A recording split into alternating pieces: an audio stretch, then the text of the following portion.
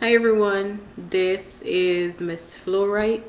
Welcome to my channel where inspiration lives.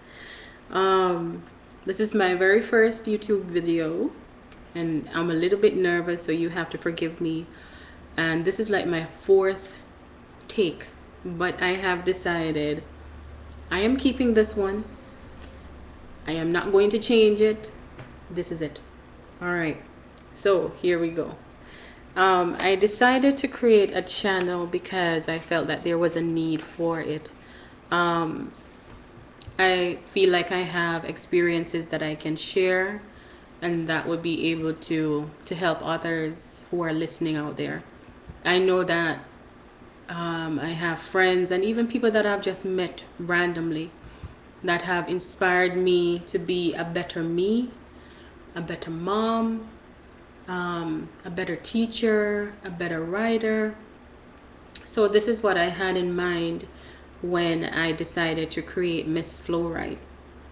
And the name is actually twofold because I am an author, and so the pieces that I write, I would like to think that they flow right. Um, it's poetry and poetry and all of that good stuff. And it's also another meaning to it, meaning as you listen to it, flow, R-I-G-H-T, flow right, or flow in the right direction. So my channel is twofold.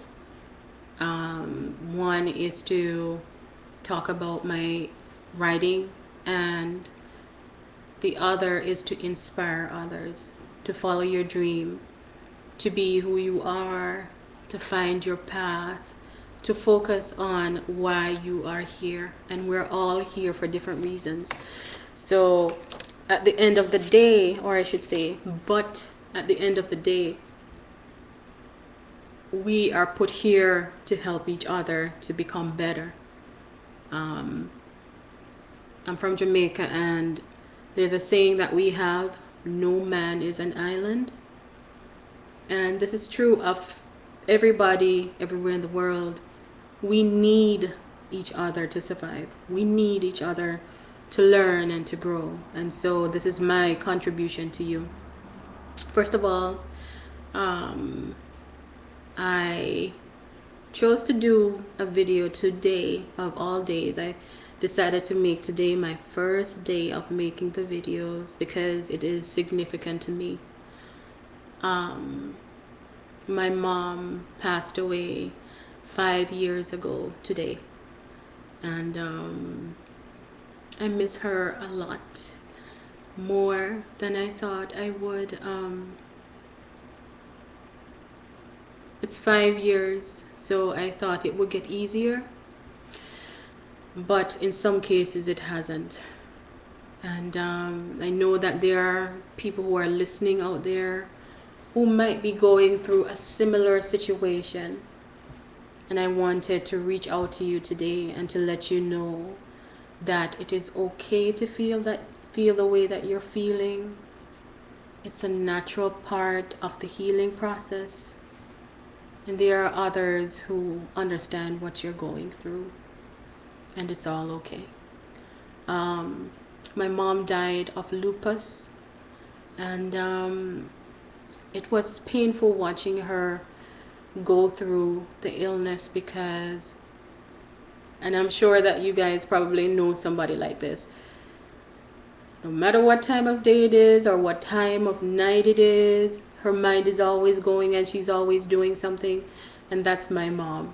I mean, she would come in from work and she would work the 12 to 8 shift, and she would come in from work, and the next thing you know, it's like 12 o'clock and my mom is still in the kitchen making stuff. And, she's running errands. And I'm like, Mom, you need to rest. But she's like, no, no, no, I'm okay. And before you know it, it's 4 o'clock and she's still not resting. And then it's 6 o'clock before she gets into the bed. And she has to get up at like 9:30 to start getting ready for work because she didn't drive. So she had to take the bus and, but that was my mom. So when lupus, when she found out that she had lupus, it totally changed her life, because she had to depend on a lot of people. And of course, we were happy to be there for her, but as an active person, it was very difficult on her. But yeah, she died December 28th. And like I said, it's still difficult. It's a tiny bit easier, but it was difficult. But I wanted to share some things with those who are listening who might be able to relate. Some key points to help you to get through the grieving process. Doesn't matter where you are, if it's if you just started the grieving process, if somebody passed recently for you, and if that happened, I am extremely my regards, my condolences. I know this is not an easy time for you. And for those who have lost a loved one, and you know what, I should just rephrase that and say, if you have lost a loved one, my condolences to you. Now, like I said, this is my first time doing this, so hopefully as I move along, as I make more videos, it will be easier and better. But I wanted to share with you the 7 stages of grieving.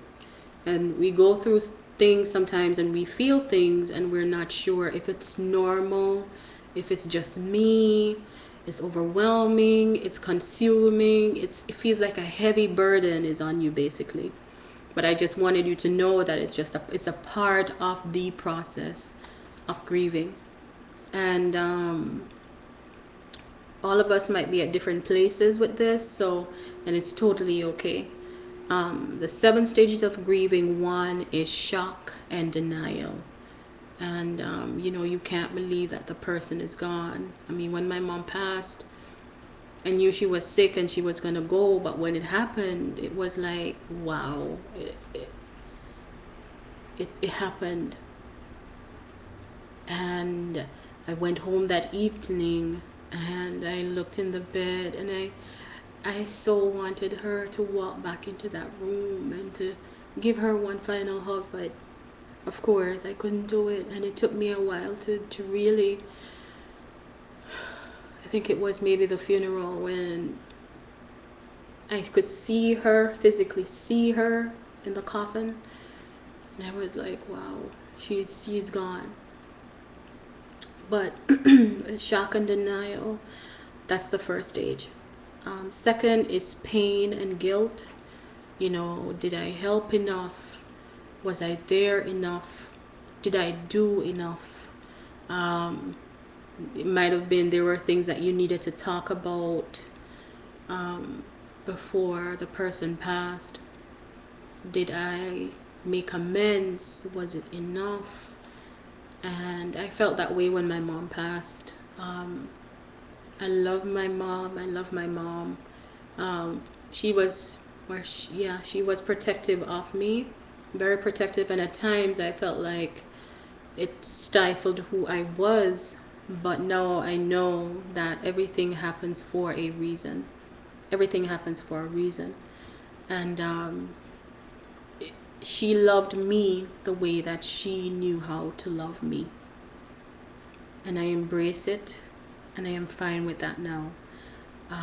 But when she died, I felt like, okay, maybe I shouldn't have done certain things or said certain things, or maybe I should have been a bit more gentle, or maybe I didn't do enough to show her how much I loved her. So I went through that as well. Anger and bargaining. You feel so frustrated, irritated, mad at the world, like, how dare you survive, and my mom is gone and she's such a good person. And I felt that at times. I'll be honest, I felt that at times. And my son, who is now 5, He was born September 15th, and my mom passed away December 28th. So, very short time, right? And I felt so angry that she wasn't here because I'm a single mom and didn't have the dad around, and there were certain things. This is my first child, so my only child. He still haven't had another one, so my only child. And I was just really angry that she wasn't there to guide me through certain key points and to teach me certain things. But it's not her fault that she's not there. You know, God decided to call her home when He decided to call her home. And like I said, for everything there's a reason, and it works like a hand in a glove, whether we choose to realize it or not, or, you know, but it does. Everything works like a hand in a glove. It fits perfectly if you allow yourself to realize that it's a part of the process. So that's number 3, anger and bargaining. Number 4 is depression, reflection, and loneliness. And yeah, you kind of feel like the weight is on your shoulders. And some stages run together, so it's hard to determine exactly what you're going through. Depression, reflection, and loneliness. You know, if you were close to the person, and even if you're not close to the person, you have to realize that you can't smell this person anymore. You can't hear this person's voice anymore. You can't touch them anymore. You can't interact with them. And, you know, if you're going over to that family member's house, it's -1 at that point. So that void is within you, and it hurts. It hurts, and you miss that person beyond belief in ways that you never thought possible. You miss that person, and it can lead to that sadness. And over time, if you're not careful, it leads into depression. And before you know it, you don't want to leave your house, or you find that the things that you held dear to you don't really mean that much anymore, because you're thinking about this person over and over again, repeatedly, missing them, yearning for them. So, you know, the depression, you're reflecting on the person, the loneliness is there. And I certainly felt that for my mom, still do. In my house here, I actually have a picture of my mom on the wall, and it's above the clock. And I did that to remind myself that I placed her picture just above the clock, the time, to constantly remind me that time waits for no woman or man. So it's a constant reminder to me to live in my moments. So my mom is still teaching me about important things that I need to remember, even though, you know, even though she's gone. But, you know, earlier when she died, that was definitely something that I went through, the depression, reflecting, the loneliness.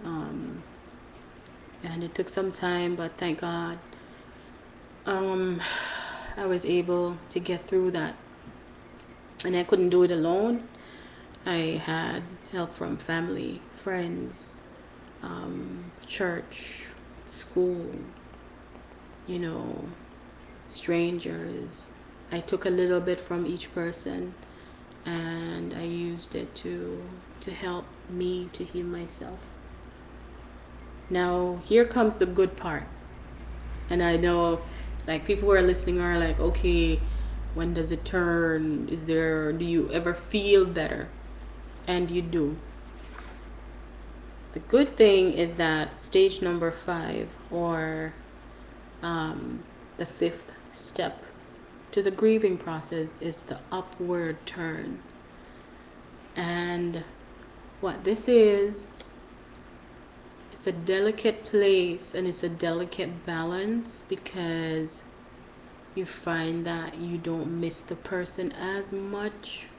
And sometimes you might feel guilty because you're thinking to yourself, am I allowing myself to forget the person?